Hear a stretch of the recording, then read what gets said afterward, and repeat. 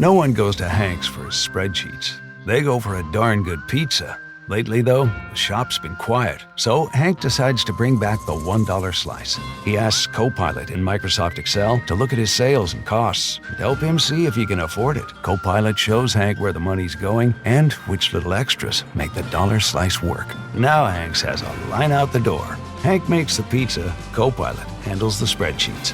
Learn more at m365copilot.com/work. Within 1 week of eating artificial sweeteners, the gut microbiome was transformed to become glucose intolerant, which can make you insulin resistant, which can make you gain weight, especially around the waist. So this is a super bad thing. Here's JJ Virgin, triple board certified nutrition and fitness expert and 4-time New York Times best-selling author. It's time to reignite wellness.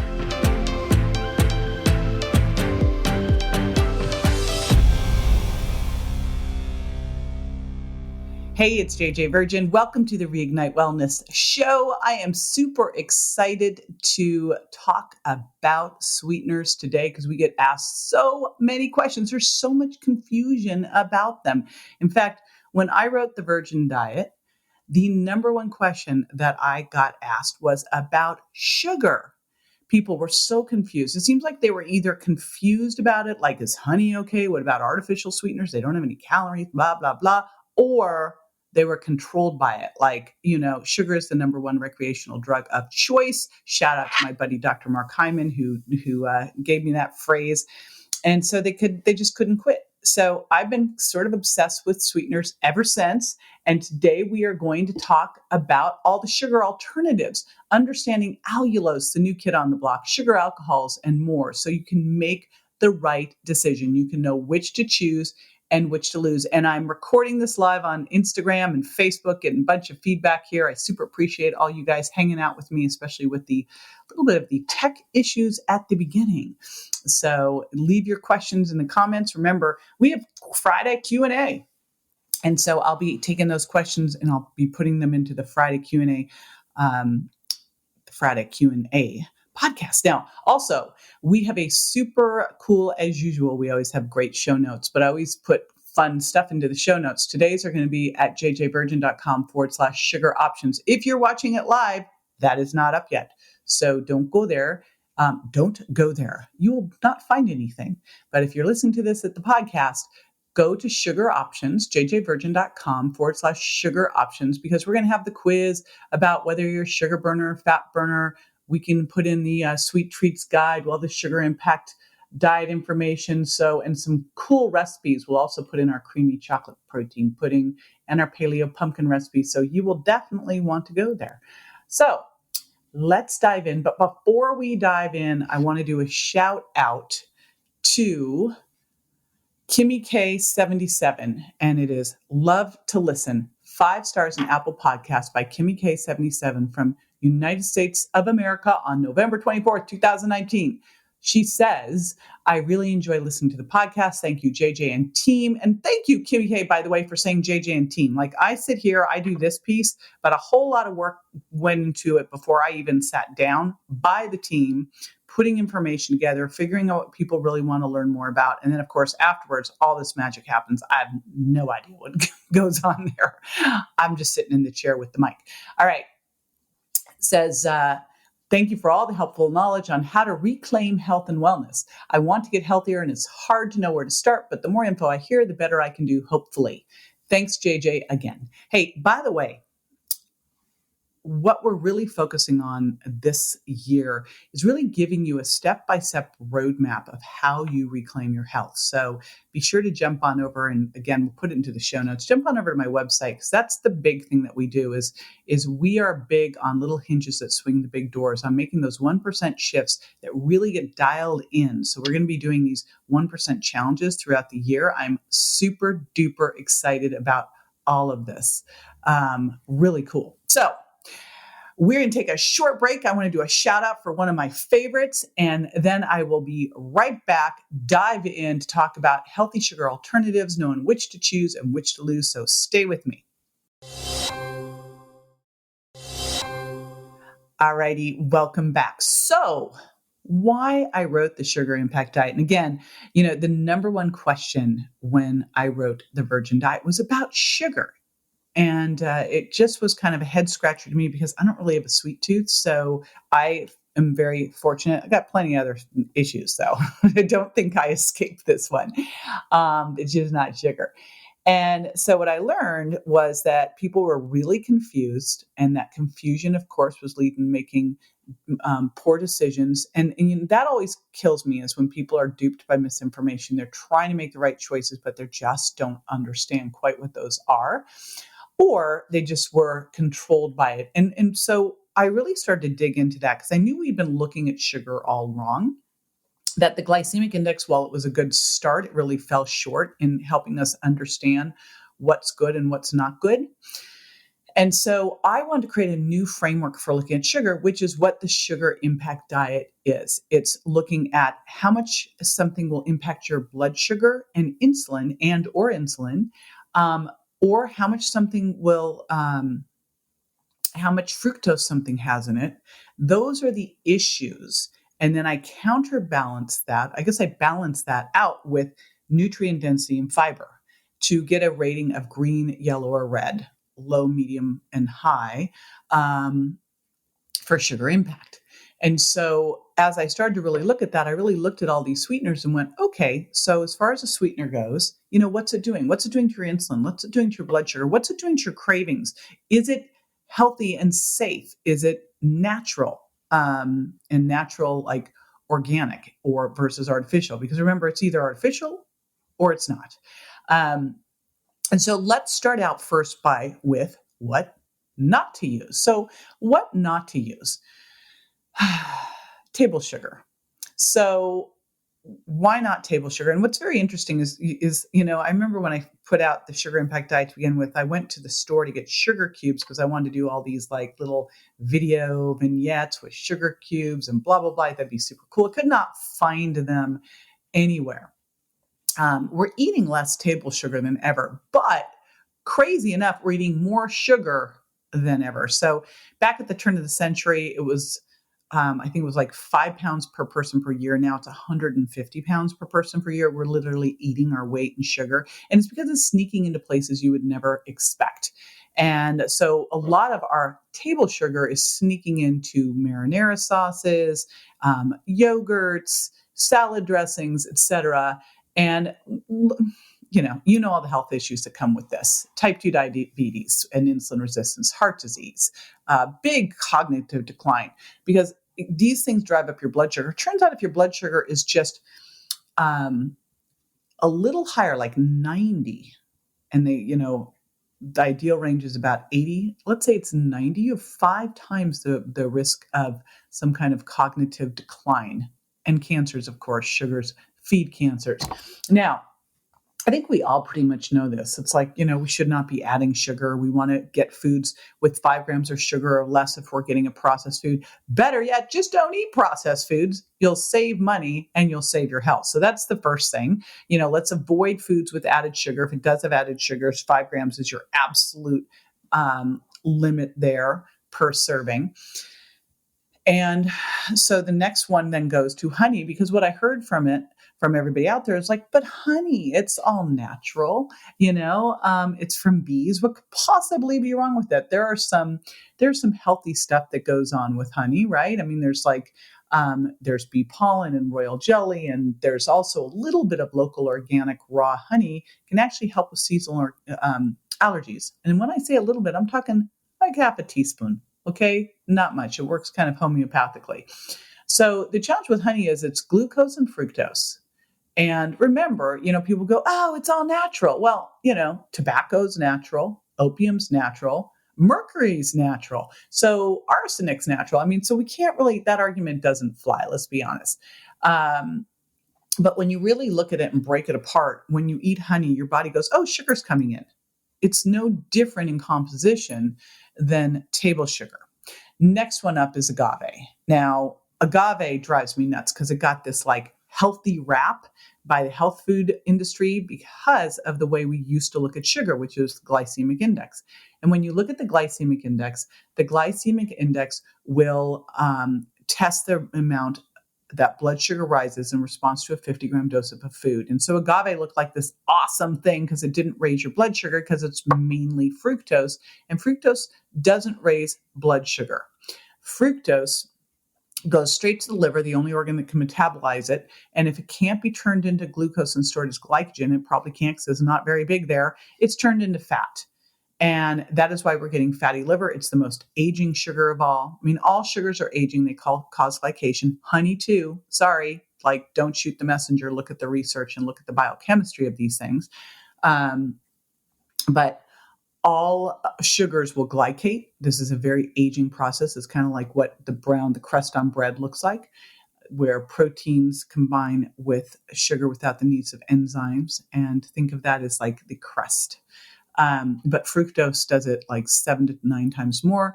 And also fructose can make your gut more permeable. So it can lead to food intolerance. It also feeds the worst types of cancers. The reason we started to use it is super sweet and cheap. So there you go. Like that's kind of a recipe for disaster. Now, we can't talk about those without bringing up the artificial sweeteners, which drive me nutso. And those would be things like Splenda. So aspartame, saccharin, all those ones. Now, couple problems with those. One of the things that we've seen, it was years ago where the first things that started to come out were, wow, people who drink diet sodas have a bigger waist circumference than people who drink regular sodas. And it's like, well, why is that? And there's the hypothesis was, well, people are drinking a diet soda and eating cookies. I don't buy it. And then they started looking at people who were drinking a diet soda a day had a 33% higher risk of developing diabetes than people who didn't. Okay, getting a little crazy here. So what was going on? Well, we finally figured it out with a study that looked at the gut microbiome and discovered that within 1 week of eating artificial sweeteners, the gut microbiome was transformed to become glucose intolerant, which can make you insulin resistant, which can make you gain weight, especially around the waist. So this is a super bad thing. And it's really upsetting because why did we create artificial sweeteners in the first place? We created artificial sweeteners in the first place to be able to use for diabetics who couldn't use regular sugar. So that's kind of a head scratcher. Now, besides that piece of it, there's another thing. There's a couple things. Number one, what happens when you eat sweet? You crave sweet. Hey, team, if anyone's watching, let's take out Omar. Needs to go bye-bye. And let me see. There. I can make you go away. All right.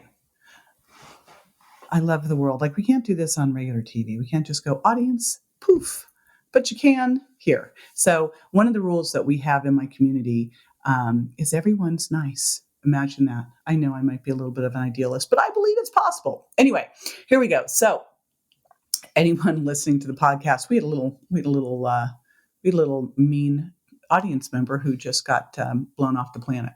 All right, so back over to here. So beyond just changing your gut microbiome, the other thing we know is that when you eat sweet, and I'd love to hear this from the audience here, when you eat sweet, what do you want? More sweet, right? You want more sweet. And so what we want to do here is retrain your taste buds to appreciate natural sweetness, things like berries and sweet potatoes and cinnamon and vanilla. But if you're bombarding it with artificial sweeteners, it's like, you start to train it to want progressively more sweet. Now, other thing we know is that it can cause calorie dysregulation. One of the things that can happen with artificial sweeteners is, and they did a study with rats where they showed that when they fed rats sugar water, they were able to eat what they needed to maintain their weight. Then they fed them artificially sweetened water, and they were able to eat what they needed to maintain their weight. But when they went back to drinking the sugar water, they overate because they lost the ability to calibrate the degree of sweetness with the amount of calories. And so that's one of my issues with some of these other sweeteners too, is if you don't have the calories, you can lose a little bit of that. So something to be aware of. And of course, there's some neurotoxic issues with a lot of these artificial sweeteners as well, because they're messing with Mother Nature. Don't do that. All right. So the good news is, fortunately, there are some healthy sweetener options. I'm not going to leave you hanging. That would be mean. But again, what I really, really want to stress here is this is not like get get the sugar out and then just start leaning on all this stuff. What I like to do with healthy sweetener options is use them to help transition over. Part of what we do in the sugar impact diet is we teach you to start to slowly taper down from high sugar impact foods by trading in medium sugar impact foods. Eat from the plate of clean, lean protein, healthy fats, and loads of non-starchy veggies with a little bit of low sugar impact starchier carbs. And really start to work on reclaiming your taste buds for savory and spicy, right? So that you really can appreciate the natural sweetness again. And then use these things to transition. Or for me, I'll use them in holidays. This is how I do a lot of my baking and recipes and all of that stuff. So I use all of these for, like, especially around the holidays right now. We did this killer, like if you saw Brie Argetsinger's stories on Instagram during my Thanksgiving, we had a dark chocolate avocado mousse and a pumpkin almond cream cheese cheesecake that were made with my sprinkles that were amazing. So that was a combination of stevia and erythritol. So stevia is pretty interesting, and there's a lot of misinformation out there. Be careful of the urban legends out there about stevia. It's kind of ridiculous because stevia actually can be, stevia is kind of what I would call a nutritional supplement that just happens to be sweet. The challenge with stevia is it can have potentially a bitter aftertaste. That's why I like to mix it with some other things. Like what I did was mix it with glycine and erythritol. We're also messing right now, depending on when you listen to this, on a stevia, on a potentially a monk fruit allulose glycine mixture. But the cool thing is you can use stevia. It won't impact your blood sugar or your insulin. It's also been shown to improve glucose tolerance and prevent the risk factors for metabolic syndrome. So, I mean, how cool. This actually is a sweetener that will help you if you're insulin resistant or diabetic. It's also been shown to be a great natural alternative to help treat diseases associated with metabolic syndrome. So here's the one study here. I'm going to read one of these studies. Stevia was fed to lab rats with issues with hypertension, diabetes, inflammation, fatty liver, and elevated cholesterol. And stevia was fed to these lab rats. Their conditions improved. Rats with diabetes had positive effects in controlling and balancing blood sugar, and diabetic rats also lost weight as well as lowered their high blood pressure. Then 20 women with high cholesterol were given water extract of stevia, and they found that their LDL, triglycerides, and overall cholesterol decreased. So beware the silly stuff out there, the misinformation on stevia, because everything that I've found, I've not found any of the studies on that, and I've searched, everything out there points to really great health benefits for using stevia. We'll put those into the show notes. And again, if you're watching this live, the show notes are not live. They go live when the podcast goes live, but you can get those at jjvirgin.com/sugar options. Okay, next one is allulose. Okay, I've been messing around a bunch with allulose. My buddies over at No Foods turned me onto it a couple years ago. I even served their stuff at my wedding, and really amazing stuff that they started using allulose. And I was like, I got to tell you, I was skeptical at first because the FDA wasn't allowing them to really give the true calorie claims of it. But man, it is amazing. Doesn't impact your gut. You know how some of these sweeteners, especially sugar alcohols like xylitol, can make you not have a great gut.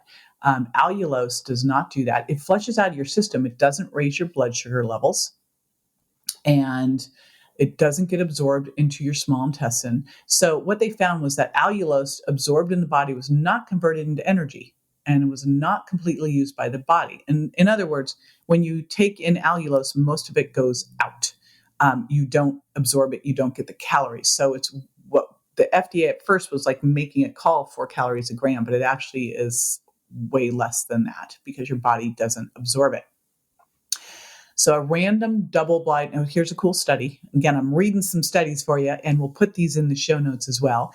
Allulose can potentially reduce the risk of fatty liver disease and type 2 diabetes, as well as balanced blood sugar. I mean, like when? Sweetener doing this. How super cool is this? A random double-blind controlled placebo test done on 26 subjects showed who consumed just 5 grams of allulose in tea after a standard meal showed significant blood sugar level reduction. I mean, this is amazing because it is all about blood sugar balance, as you know. So this is super cool, really awesome. So again, I have been really messing around with allulose. We're messing around with changing over some of our formulas. It is, I believe, let me make sure. Yes, it's in the keto chews that I'm holding up. If you're listening to this on a podcast, it's because I'm holding up my keto chews. There you go. All right. Now let's talk sugar alcohols. So sugar alcohols are kind of interesting, and they're called sugar alcohols. They're not alcohol. They're actually a polyol. I wish they would be called sugar polyols, and they're derived from plants, but they're kind of this hybrid between sugar and alcohol, and they're not completely digested. They don't impact blood sugar levels, but they can also give you a little digestive discomfort, like gas. So if you are one of those people, like xylitol probably won't be your friend.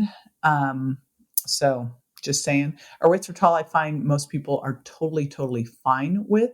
It is made from corn, but the reason I'll use it in the sugar impact diet is it doesn't have corn protein. So if someone's got a corn sensitivity, it generally doesn't create any issues. If it's like a massive corn allergy, a different thing, like an IgE response, that's a whole different story. But for someone who just has a little intolerance to it, because it's not the protein that creates the intolerance, it's the protein's not in erythritol, they're fine. Now, there's some urban legends out there about sugar alcohols causing cancer. Nope, no research on that one. And that's, again, like, show me, I'm gonna go all Jerry Maguire here. Show me the money, show me the research. Like, hey, I'm all down on any of this stuff if there's research, but like, there's not. So be careful about those little mythy poos out there. All right, let's talk monk fruit, or lohango. It's a Chinese fruit. So it kind of makes me, it's sort of, I feel kind of like it's stevia-ish with monk fruit. What I love about monk fruit is it doesn't have the funky back aftertaste of that stevia sometimes can have. That's kind of if you go overboard on stevia. It doesn't raise blood sugars. It's naturally sweet. And it also, here's what the studies show, yay, and this is what I love about all these sweeteners, is that they all have health benefits. Like, you can't ever say that table sugar has a health benefit. I mean, that's crazy. So monk fruit has strong anti-inflammatory properties and can help prevent certain cancers and type 2 diabetes. I mean, that's insane. Okay, so one of these, I'm going to give you a couple bits of the research, and again, we'll link to it in the show notes. Tests found that mugricides in monk fruit reduce inflammation caused by lipopolysaccharides. Monk fruit also contains a host of antioxidants, anti-carcinogens, and helps prevent diabetic complications. And then here's another one. The mugricides in monk fruit exhibit anti-diabetic effects. When it was used to treat diabetic mice, it reduced clinical symptoms of diabetes and helped regulate the immune system. Very cool. This is also cool because remember, one of the things that really crushes the immune system is sugar. So the fact that we have one that can help support it is really awesome. Make sure when you're getting a monk fruit sweetener, though, that you're not getting one that's added maltodextrin or dextrose. So get clean ones. All right. What about glycine? This is something I threw into my sprinkles. And the reason is it's an amino acid that can help maintain blood sugar and insulin levels. So, I mean, great for people with type 2 diabetes, great for people with insulin resistance, and it's naturally sweet. So it's like this sort of cool little like thing that's naturally sweet amino acid. So that's why I'm like, why isn't this in sweeteners? So here's some research on that. Research shows glycine can aid in decreasing inflammation as well as enhance immune function in those with type 2 diabetes.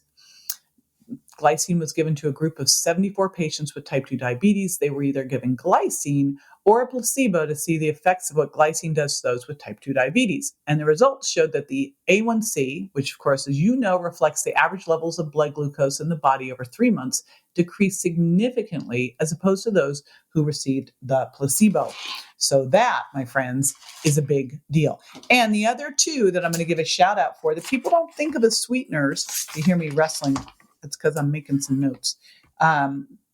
People don't often think about these as sweeteners, but vanilla and cinnamon are also too. And the reason I'm letting you know that I'm making some noise, and now the dog's making noise. Everybody's making noise. Wow.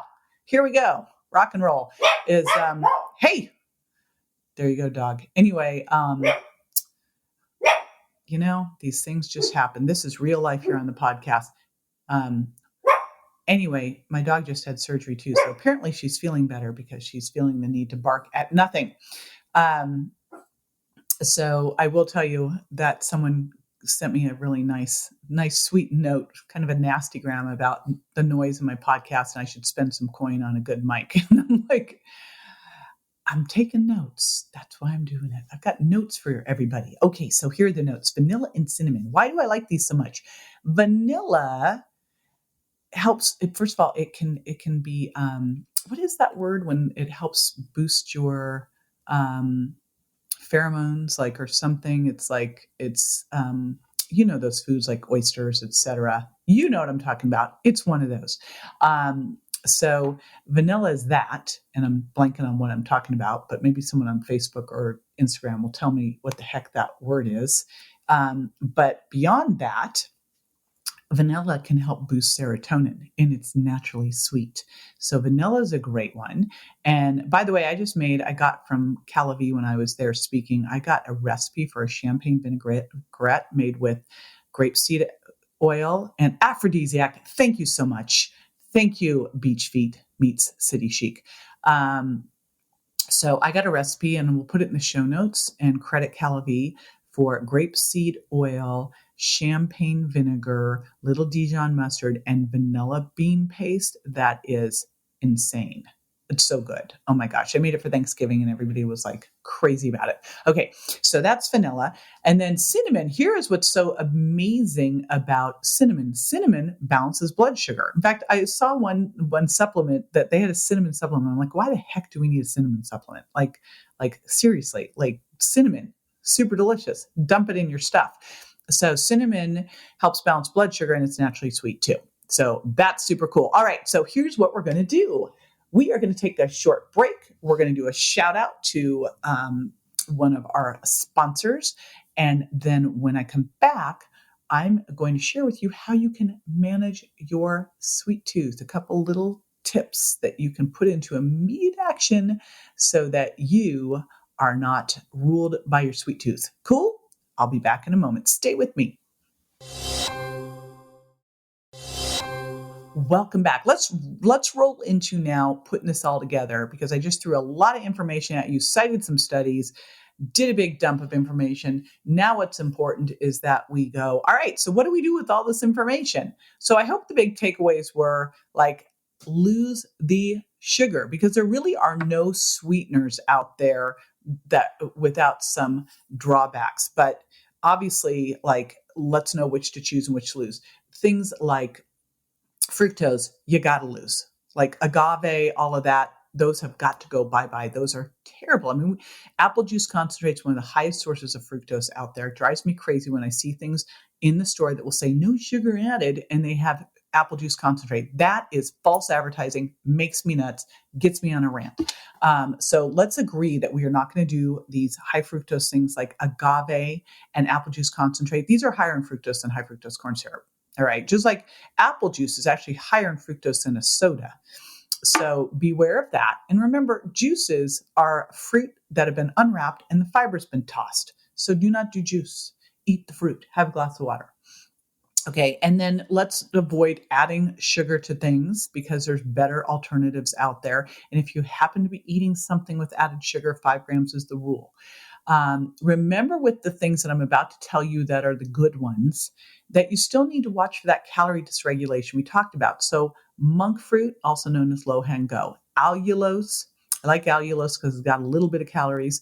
Stevia, the sugar alcohol erythritol, cinnamon, vanilla, glycine, all those. Remember, when you're using them, don't go crazy with them. I love to use them for holidays as part of, like, when I'm doing like that champagne vinaigrette I talked about. I actually used a little bit in there, but this is not like, oh, it's fine, I can do whatever I want, because again, it can make you crave more sweet, light up your taste buds, and then you get yourself in trouble. I will do a full confession here. I'm pulling back the kimono that I had a little issue. I had to have a stern talking to with myself and make a deal with my hubby about what I was going to do here, because I'm blaming my friend Jonathan, who got me started on stevia soda, which is great because it's made with stevia. It's all great unless you are a soda addict like I've been my whole life. And like I got into stevia, and all of a sudden I'm drinking a 6-pack of stevia every day. I mean, that's not good. That was ridiculous. So I like that as a transition thing for people. But if you're someone who has a little bit and then it lights them up to have more, well, guess what? Like, start to enjoy the natural sweetness of things like berries and sweet potato. And also, you can use, and we'll put this into the show notes at jjvirgin.com/sugar options. You can do my Cravings Crusher Lemonade, which is a little glutamine, which can help get your sweet tooth under control. And then a little bit of fiber. I like to use my extra fiber. You can use some chia seeds. That helps with blood sugar balance. Lemon juice. The sour takes your sweet tooth away. And then a little bit of you can use my sprinkles. You can use a little bit of monk fruit. You can use a little bit of any of these types of things. Okay? So that's it. That will help with your sweet tooth. And then next thing is make sure you're eating by the trifecta. That means clean protein, healthy fat, and then loads, that big plant push on your plate, loads of non-starchy vegetables, a little bit of a slow, low carb, like a sweet potato, pumpkin, wild rice. Okay, but all of that will help with balancing your blood sugar. You're going to retrain your taste buds, right, to again appreciate sour and spicy and get away from the sweet. All right, so couple of reminders. Number one, show notes. You want them. I'm putting a lot of cool stuff in there. jjvirgin.com/sugar options. If you're watching me live on Instagram and Facebook, those will come out when the show comes out. I'm on iTunes and all the other platforms. You can subscribe by going to subscribe2jj.com. It is that simple. Shout out to my amazing team who did that one. Subscribe to jj.com. While you're there, by the way, you can also leave a review and put your name in there so I can shout you out. I love doing that. Put your name in there. I'll shout you out. If you're watching right now on Facebook and Instagram, thank you so much for hanging in there with all the technical glitches. Oh my gosh. And if you've got questions, leave them on in here because I got to do a big recording for Q&A Friday and I need some questions. All righty, that is it. You've been awesome. Thank you so much. Bye.